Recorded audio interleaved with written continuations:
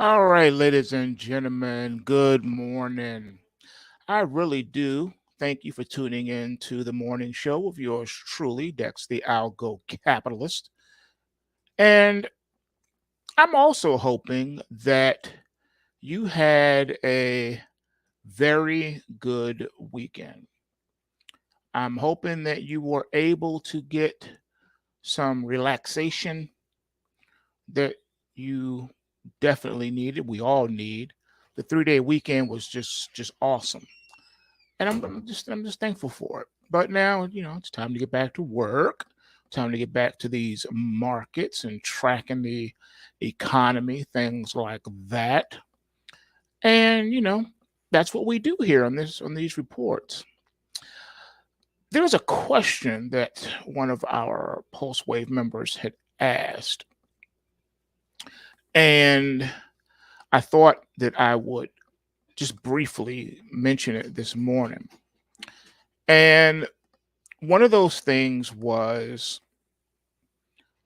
you know, what happens when and why does. Okay, so what happens when and why does.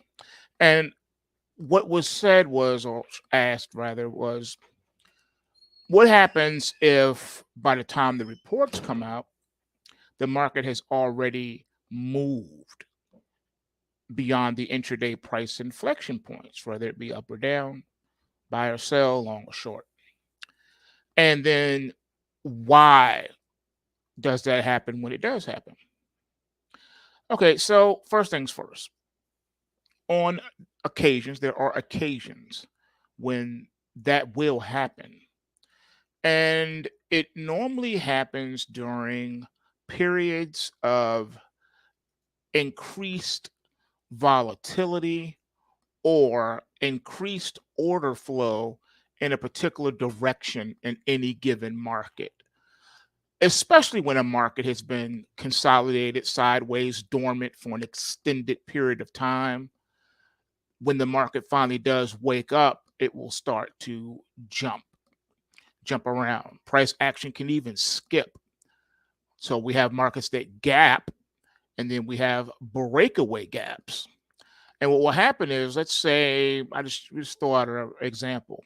Let's say something wonderful and miraculous has happened, and it's breaking news, and the euphoria explodes, and the Dow and the S&P and the Nasdaq 100 and the Russell, all four indices explode and rally 1,200 points instantly, right? Market, it's just exploding. Bitcoin closed at 70,000 the prior day, and it is gapped up to 150,000 on the open. And orders are just piling in. People are fearing that they're missing out. They see that Bitcoin's at 150K. It closed yesterday at 70K. That's more than 100% increase. This is incredible. I think Bitcoin's going to 1 million. So everybody and their mother, they're calling each other. They're FaceTiming each other. They're on TikTok. They're on Twitter. They're on Facebook, YouTube, you name it, Rumble, you name it. Even Patreon, right? Even Twitch. Name your social media. People are just clamoring about, did you see what happens? Did you see? And so everybody and their mother's coming in there. Everyone wants to be long the market. Okay. In this scenario, when the market closes, it will 99.99% of the time close at the high of the session. All right. Whatever the high of the day is, that's where the market is literally going to close. And let's say the orders are still pouring in. You had, let's say, millions of market on close orders. And right after the market closes at one price, by the time everything is tabulated, the price is a lot higher. Now, we have seen examples like this in the past. Take the 2008 financial crisis. I remember the Dow had closed like slightly positive, and because of all the sell orders that came in, market on close, the Dow had dropped after the closing bell more than 700 points. All right. So just phenomenal amounts of order flow. When you have this type of order flow, it is considered or called a fast market. Depending on the market and the situation and circumstances therein, especially if we're talking about illiquid markets or thinly traded markets, like some of the exotic commodity futures markets, like traditionally cocoa or cotton or lumber or sugar, those fiber slash softs. Well, those markets, traditionally don't get that type of volume, like let's say the E-mini S&P 500 or T-bond futures. Okay, so if a lot of order flow comes their way, it could cause those markets to enter what's called a fast market. And then at that point in time, when those conditions are ripe, new rules and regulations and stipulations will kick in. And one of those, depending on what commodity futures product you're trading, some of them have limits. So you'll have what is called a lock limit move. So a market can gap up to the limit or gap down to the limit. And at that point, no more movement in that direction will be allowed. Okay. So until the next day. And then the next day, there is a percentage calculation that the market can go. So let's say, let's just use an arbitrary number. I'm trying to go from memory. We'll take soybeans. I think the lock limit move back in the day was like 30 cents. So let's say if soybeans opened at $10 a bushel, and or let's say it closed at $10 a bushel, and then the next day it opens at $10.30 per bushel. That's a lock limit move. The market's not going to move for the rest of the day. It's not going to go higher. It's lock limit. A bunch of buy orders came in, made the market explode, right? So now the next day, all right, the limit is now set. So let's say it can go another 30%, and now will be the next circuit breaker. So the next day, let's say the market opens up and it's $10.60 now a bushel, okay? And each day it does that, there's these percentages that the market will be allowed to move further or higher, all right? Um, Sometimes these lock limit moves, only most of the time it's only like a day or a day, maybe two. But in historical perspectives, there were times where a market lock limit for a week or several weeks in a row. Or of course, the greatest of all time was the year when cotton lock limit for like the entire summer. And then, of course, back in 2008, we had pork bellies that I think it was 2008. Pork bellies lock limit every day for the entire summer. And that was around the same time that the crude oil futures, they don't have a limit, but they were exploding. And that's when we hit that $150 a barrel. So these situations can happen. Now, something similar can happen in stocks too. Uh, a lot of securities have circuit breakers, things like that. A lot of these rules have changed wildly over the years, and it can also change on the fly, believe it or not. When these environments emerge, when a fast market has been declared, different rules and things come into play. You're no longer guaranteed a fill, all right? Even with a market order, you are not guaranteed a fill. I have experienced it myself back in my broker days when I was a broker. And I remember when there were fast market scenarios, you've heard me talk about some of them before, and I couldn't get a fill, I couldn't get a price because the market that I was in was cocoa. And back in the day, they were lucky. Cocoa would be lucky if it got a couple of hundred orders in a day. And on this particular day, because there was a military coup on the Ivory Coast, they received thousands of orders simultaneously, and it caused cocoa market to just break. And I remember days going by and not even getting a fill, not even being told what my price is because they have no idea. All right. So that can happen. I know back in the day too, it was like a joke on the trading desk where if you were trading the meats like live cattle, it was not uncommon for the floor broker slash trader to go home with live orders in their pocket and they would reprice you several days afterwards. Now, the reason why it was tolerated and we didn't have a problem with that is because sometimes it would be repriced in your favor.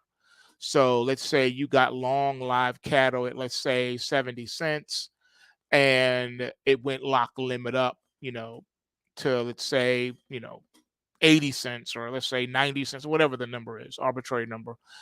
And then the next day, let's say it goes back down, right? Or lock limit down. Markets can do that too. And I've seen them do that.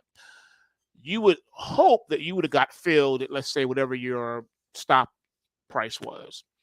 And then sometimes, you would get hosed because of the sheer volume of things. So you would get what is called slippage, where your price is worse than the price that you were shooting for.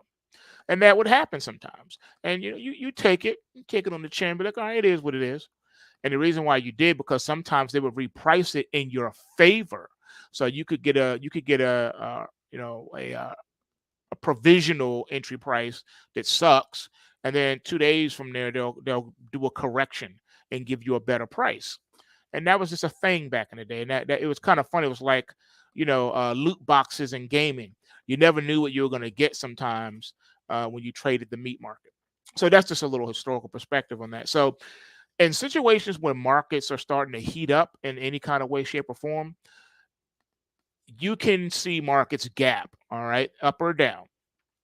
And not only that, but the one that gaps happen almost like on a daily basis for certain markets. But the thing that doesn't really happen that often, and this one is a little bit trickier to understand, is this. Okay, let's say today we'll use Bitcoin.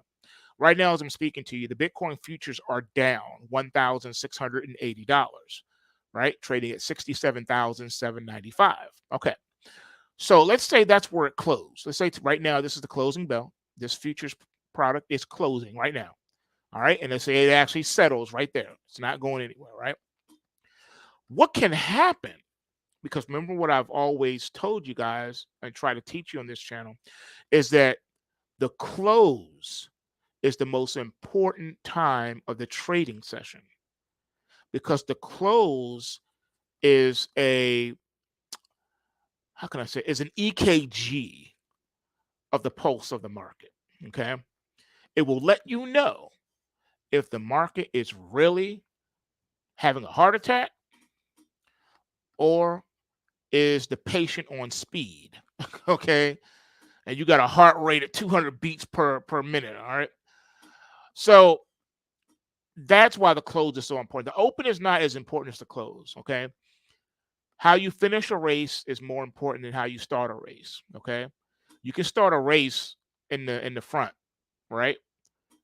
But then finish in the back. So it's how you finish the race, not how you start a race. Okay. Now, if you get a good start off in just about anything, it increases your odds and chances of finishing well.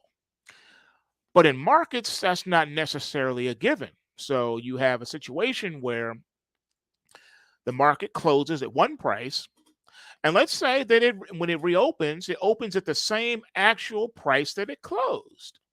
You'd be like, okay, fine. That means I'm not going to really experience any slippage. That's great. No gaps. We're good to go.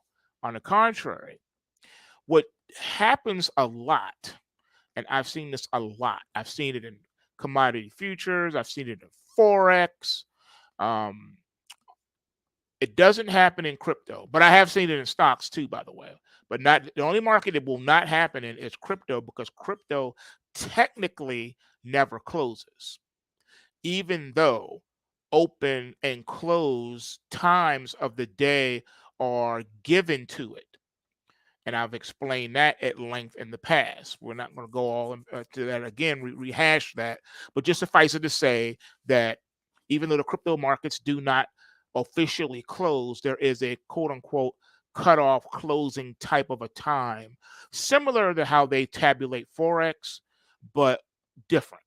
Anyway, so what can happen is a market can open, have a quote unquote normal open, no gaps, not gapping up or down. Let's say it's opening around the price that it closed.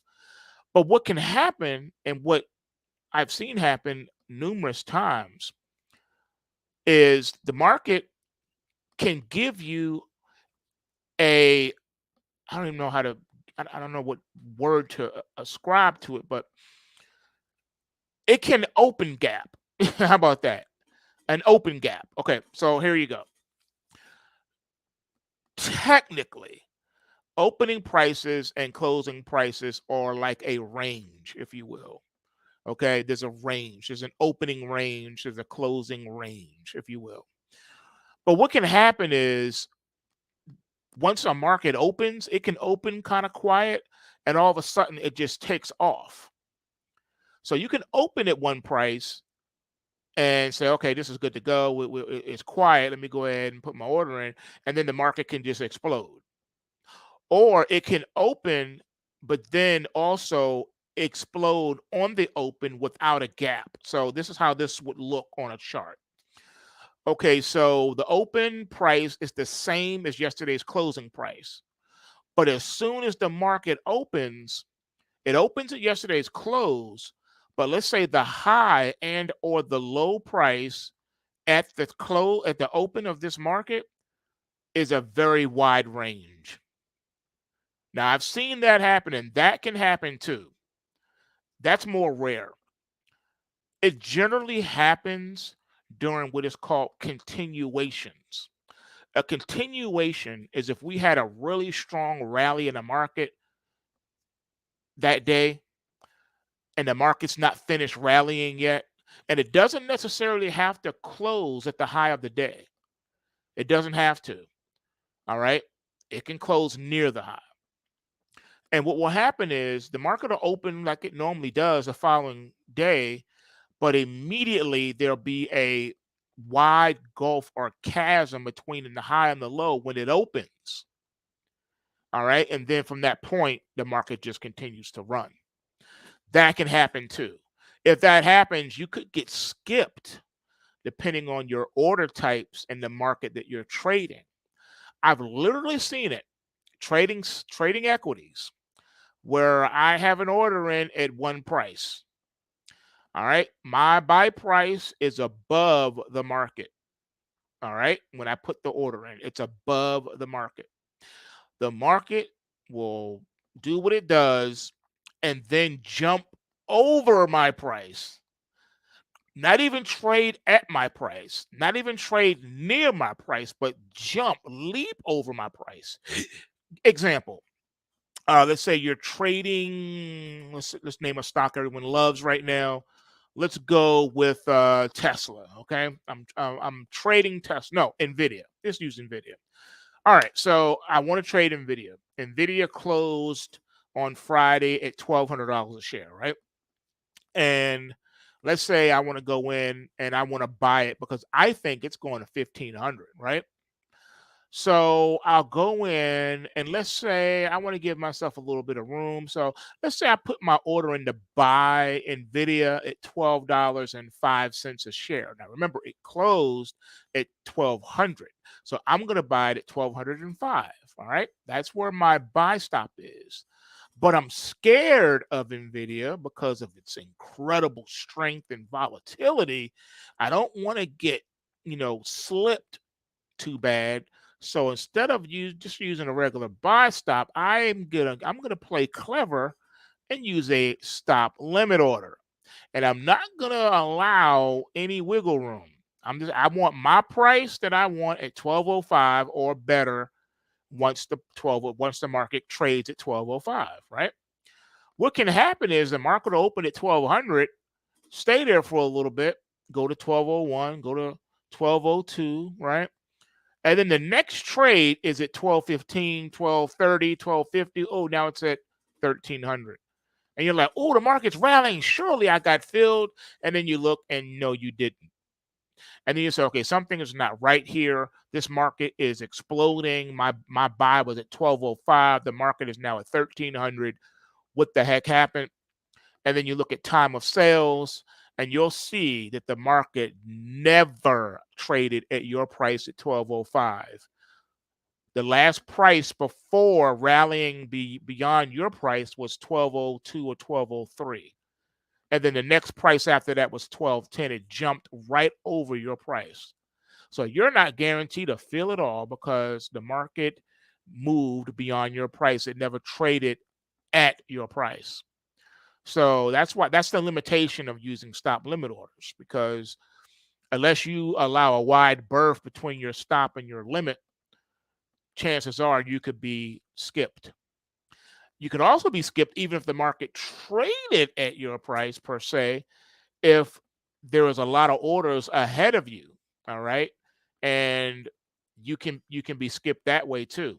We're like, hey, the market traded at my price. Why didn't I get filled? Well, because in the price ladder, you were number 100,000 out of, let's say, 12 million people. And so only the people ahead of you got filled at the price you wanted. You didn't get filled at all. That can happen. All right. So that's why I say order types is very important, and not chasing the market is also very important. So one of the tools that we developed within our product is that we get you in the market before these wild swings and moves start happening. That way you don't have to chase the market. So it's important when you get your attack reports that you put your orders in ahead of the market. If you do not, and you wait and delay, then you can experience what I just finished spending the last several minutes describing to you. So that's how you can miss out.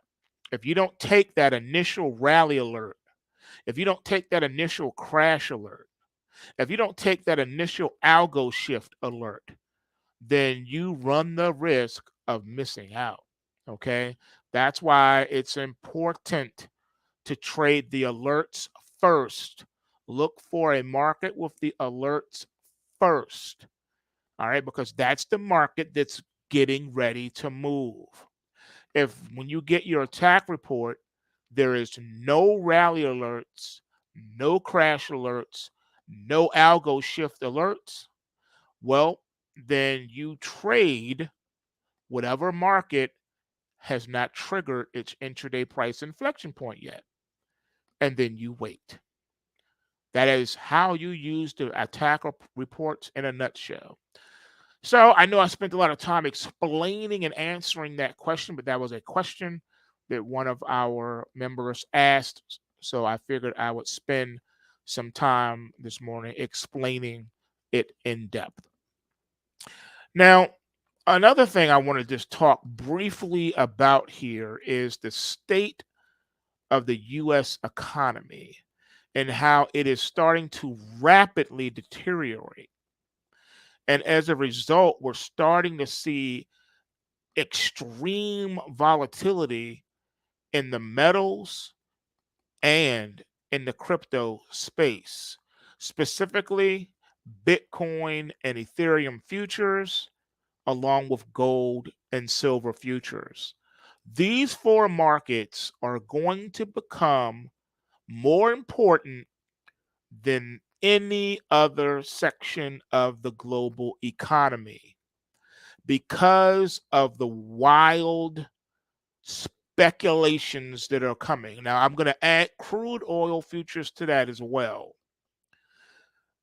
Wars and rumors of wars and drums of war are being talked about.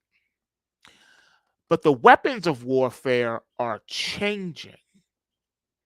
And you have to ask yourself, why are these changes happening now? What am I talking about? I'm talking about extreme weather events that have been happening over the past 2 weeks. And one day we had a report of 13 tornadoes happening simultaneously across 3 states. I do not ever remember in recent memory hearing anything along those lines of that devastating. Then we had a storm system that was so big it spanned several states, and it dropped incredible amounts of rain, and it created hurricane-like conditions on land where there was no hurricane. I do not ever remember on record where a rainstorm that was not a hurricane knocked out windows in skyscrapers in the downtown business district of any state or any country for that matter. You normally will see windows blown out of skyscrapers in a business downtown district in large cities in the world when there is an incredible earthquake or a category 5 hurricane that when it reaches land at the cat 5 level, which is more rare than not. All right. That's when you see that type of devastation. So, in the last 2 weeks, for us to see the windows blown out in downtown Houston, Texas, for an event that was not a hurricane, again, it was not a hurricane, it was a rainstorm. All right, thunder and lightning and buckets of rain. How do you generate that type of energy and force? That does not happen and occur in nature anywhere on the planet. Isn't that interesting, ladies and gentlemen? So we have to start asking some really hard questions. Why are the elite of the world so gung ho on pushing their environmental lockdown agendas? And why now? We know that the governments of the world have been chemtrailing the skies since the 1970s. They've been playing with weather and cloud seeding since the 1940s and 50s. We know that things have escalated in the past, few months here, and you have to ask yourself why. When we look at what happened in Dubai, cloud seeding gone wrong, geoengineering gone wrong, chemtrailing the skies gone wrong, so that they can blame it on global warming, so they can push their environmental lockdown agenda.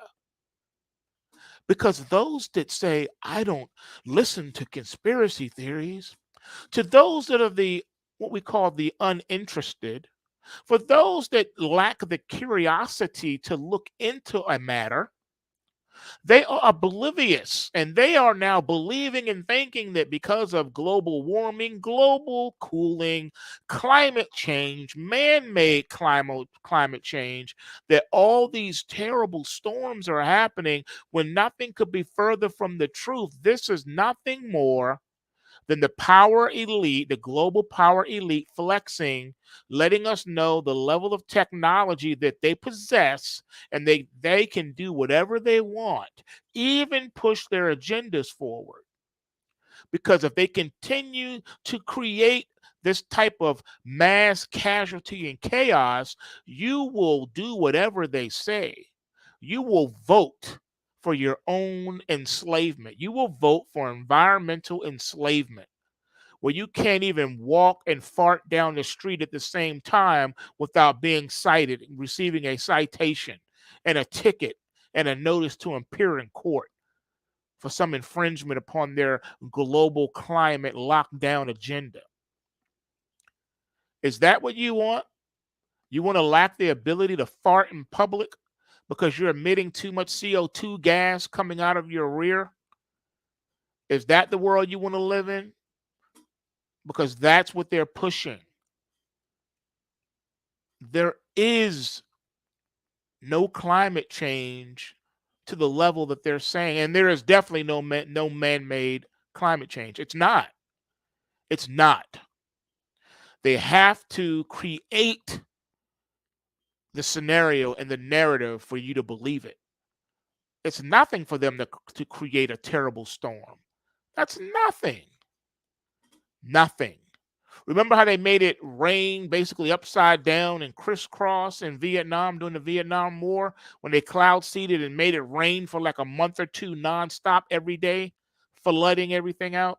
Remember that? Oh, you must have forgotten about that part of history, right? See how long they've been weaponizing weather? See, they made you think they wanted to control weather. No, they don't want to control weather. They have made a weapon out of weather. And now they want to weaponize food too. That's why in the year of our Lord 2024, fast food is now a luxury. And 11 million children live in poverty in the United States, and thousands of stores are closing. So they weaponize the weather. Now they're weaponizing food and making it so that you and your family can't eat without their permission and without them giving you stimulus in the form of universal basic income. The governments want the power not just to control you, but the power to feed you as well. And if you give someone the power to feed you, you also give them the power to starve you. This is where we are. And we're going to talk about this week. We're going to do a deep dive into this. These are things that the global elite don't want us talking about. These are things that they don't want you to know. But we're going to go there because that's what we do here. We tell the truth, talk about things that are uncomfortable, things that the mainstream media will not allow you to talk about. And if you have a big enough platform, you will be shut down. You will be deplatformed. All of your social media channels will be taken down. You need to understand that. This is the world we live in today. The world of censorship. It's gotten so bad that now people are censoring themselves when they speak. Just everyday talk. Have you noticed that? Have you had conversations with real live people face to face and you catch them censoring themselves as if they're live on YouTube or live on some social media platform where there's a laundry list of words that you're not allowed to speak? That's the world we're in, and people haven't even recognized it. You're not even aware that you're doing it. The government's psychological manipulation program, the MK Ultra mind control of the masses, is so effective that you got people now censoring themselves. They used wokeness to do it. They used political correctness to do it. And now they're weaponizing food and putting that hanging that over your head now. And they got you shook and scared to death that someone is about to push the nuke button and wipe souls off the face of the earth. They want you afraid of your shadow. They don't want you going to bed at night or waking up in the morning unafraid. They want you shook and trembling. And did you know that's bad for your health? That type of nervousness, that type of stress on the human body, you cannot sustain that. It's unsustainable. And they've had the American people shook to death since 9/11. When people look up now at the sky, they look at the sky not because they're enjoying the clouds, not because they're saying what a beautiful day it is, but they're afraid that a bomb's going to drop on their head and they're going to be nuked. People are shook to death in the United States of America.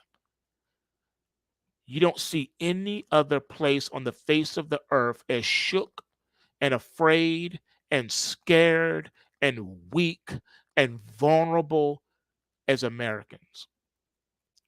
Even on places in the world where bombs literally are falling from the sky, the people are not as shook and terrified and afraid as the average American citizen.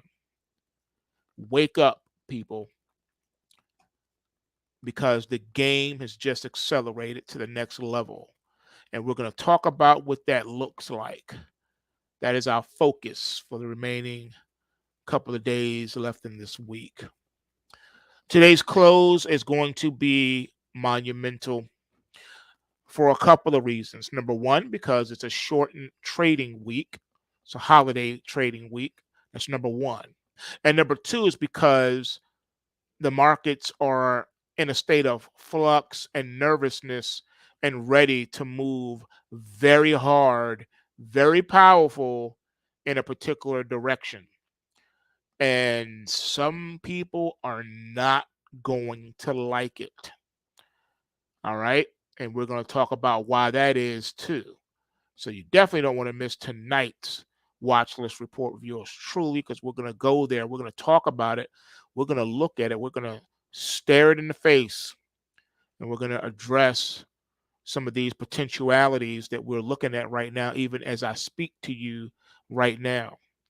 Things are happening. Things are starting to move fast. All right, you know what it is. System works if you work the system. Bulls make money, bears make money, and pigs get slaughtered. So remember to take what you can and give nothing back. Of course, I came into the holiday trading week flat, no working orders, no open positions. But tonight, we go shopping. So get ready, folks, because we're going to put on some trades, and I'm going to explain to you what's about to happen. And there will not be a news item to spark it. It's going to be technical. All right. They will use or find a story to try to explain it away, but I'm going to show you what's about to take place. All right. And it's all technical and it has nothing to do with breaking news. All right. So I'll see you guys back here this evening. Smash that like button. Subscribe if you haven't already. Share the content with people you know. And on the other side, I'll see you. I'm out. Peace.